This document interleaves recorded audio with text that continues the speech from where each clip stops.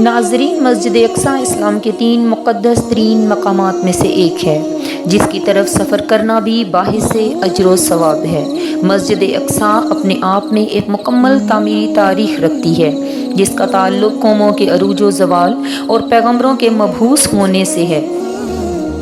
مسجد اقصیٰ ہم مسلمانوں کے لیے قبلہ اول کی حیثیت رکھتی ہے جس کی طرف رخ کر کے نبی آخر الزمان صلی اللہ علیہ وآلہ وسلم اور آپ کے اصحاب نے تقریباً 1.5 سال تک نماز ادا کی اور لوگوں کو تبلیغ کی کہ اسلام کوئی نیا دین نہیں ہے بلکہ یہ دین ابراہیمی کی ہی شکل ہے جو حضرت موسیٰ و عیسیٰ علیہ السلام کی اصلی تعلیمات کو پھر سے زندہ کرنے اور اصل توریت اور انجیل کے پیغام پر عمل پیرا ہے۔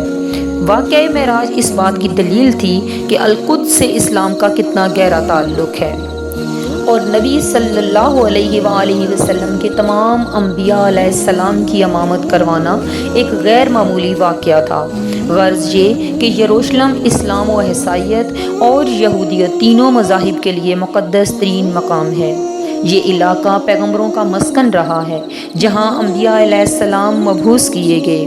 قرآن مجید میں اللہ تبارک و تعالیٰ نے سرزمین قدس کے بارے میں سورہ اعراف میں فرمایا، اور ہم نے اس قوم کو کہ جس کو کمزور بنایا گیا تھا اس سرزمین کے مشرق اور مغرب کا وارث بنایا ہے کہ جس سرزمین میں ہم نے برکت رکھی ہے۔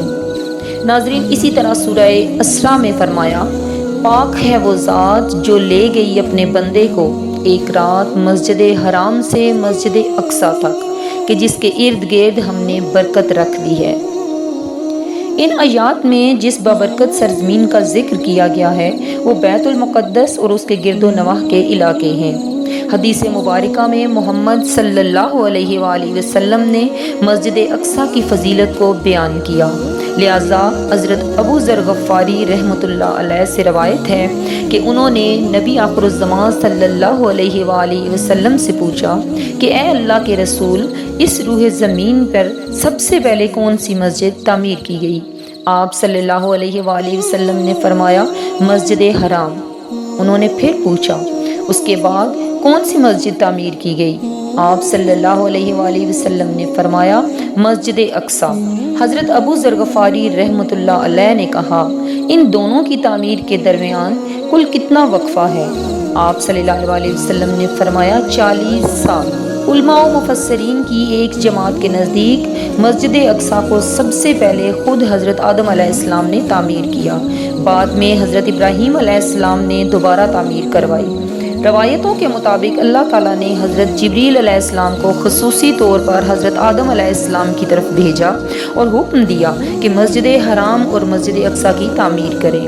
ابن ہشام نے اپنی تاریخ میں لکھا ہے کہ جب بنی اسرائیل فلسطین میں مضبوط ہوئے اور انہوں نے اپنی ریاست قائم کی تو حضرت داؤد علیہ السلام نے بیت المقدس کی دوبارہ بنیاد رکھی، اور پھر آپ کے جانشین اور فرزند حضرت سلیمان علیہ السلام نے مسجد اقصیٰ کی مکمل تعمیر فرمائی۔ غرض یہ کہ احادیث اور تمام روایات سے یہ پتہ چلتا ہے کہ بیت المقدس کو کئی مرحلوں اور ادوار میں بار بار تعمیر کیا گیا اور اس کی تجدید کئی پیغمبروں نے کی۔ مسجد اقصیٰ کی مکمل تعمیر حضرت سلیمان علیہ السلام کے دور میں ہوئی، جس کی تائید نہ صرف اسلامی بلکہ اسرائیلی روایتوں سے بھی ملتی ہے۔ حضرت سلیمان علیہ السلام اللہ تعالیٰ کے جلیل القدر پیغمبر تھے جن کی سلطنت مشرق سے مغرب تک تھی، اور انسانوں کے ساتھ ساتھ چرند، پرند، حیوانات اور جنات پر بھی آپ علیہ السلام نے حکومت کی۔ جنات آپ علیہ السلام کے تابع اور فرما بردار تھے۔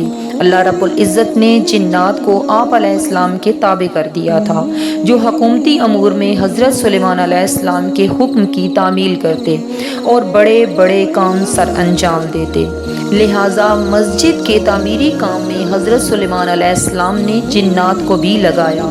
اس مسجد کی تعمیر آپ علیہ السلام کے بادشاہ بننے کے بعد ہی شروع ہو گئی تھی اور تقریباً 40 سالوں میں مسجد کی تعمیر مکمل کی گئی۔ تعمیری مقام پر حضرت سلیمان علیہ السلام نے شیشے کا ایک حجرہ بنوایا تھا جس کے اندر آپ علیہ السلام عبادت کرتے تھے۔ آپ علیہ السلام اپنے عصا کے سہارے کھڑے رہتے اور اللہ تعالیٰ کی عبادت میں مشغول رہا کرتے تھے۔ یہ عبادت کافی طویل ہوتی تھی۔ آپ کئی دن اور کئی ماہ ایسے ہی کھڑے رہتے اور جنات اپنے کاموں میں مشغول رہتے تھے۔ جب سلیمان علیہ السلام کو یہ علم ہوا کہ جلد ہی آپ کی وفات ہونے والی ہے تو آپ نے اللہ سے دعا کی کہ ایسا معجزہ ہو جائے کہ ان جنات کو آپ علیہ السلام کی وفات کا علم ہی نہ ہو اور وہ اسی طرح اپنے کاموں میں مصروف رہ کر مسجد کی تعمیر مکمل کر دیں۔ لہٰذا اسی حجرے کے اندر جب آپ عبادت میں مصروف تھے تو آپ علیہ السلام کی روح قبض کر لی گئی، لیکن اس عصا کے سہارے آپ علیہ السلام کا جسم مبارک ویسے ہی کھڑا رہا اور جنات یہ سمجھتے رہے کہ آپ علیہ السلام عبادت میں مصروف ہیں۔ دراصل پیغمبروں کا جسم مبارک ہمیشہ سلامت رہتا ہے جس کو زمین کی مٹی نہیں کھا سکتی۔ اس روح زمین پر جتنے بھی نبی بھیجے گئے ہیں آج بھی ان کے جسم قبروں میں صحیح و سالم موجود ہیں اور عالم غیب سے انہیں رزق ملتا رہتا ہے۔ لہٰذا حضرت سلیمان علیہ السلام وفات کے کئی سالوں بعد اسی مقام پر عصا کے سہارے کھڑے رہے۔ آخرکار جب اس عصا کو دھیمک کھانے لگی اور وہ لاٹھی کمزور ہونے لگی تو آپ علیہ السلام کا جسم مبارک زمین کی طرف جھکنے لگا۔ تب جنات کو یہ علم ہوا کہ حضرت سلیمان علیہ السلام کی وفات ہو چکی ہے۔ اس واقعے کو اللہ تعالیٰ نے سورہ سبا میں یوں بیان فرمایا: پھر ہم نے جب ان پر موت کا حکم بھیجا تو جنوں کو ان کی موت کا علم نہ ہوا مگر زمین کی دھیمک ان کا عصا کھاتی رہی، اور جب سلیمان زمین پر آئے تو جنوں پر وہ حقیقت کھل گئی۔ اگر وہ غیب جانتے تو اس کھاری کے عذاب میں نہ ہوتے۔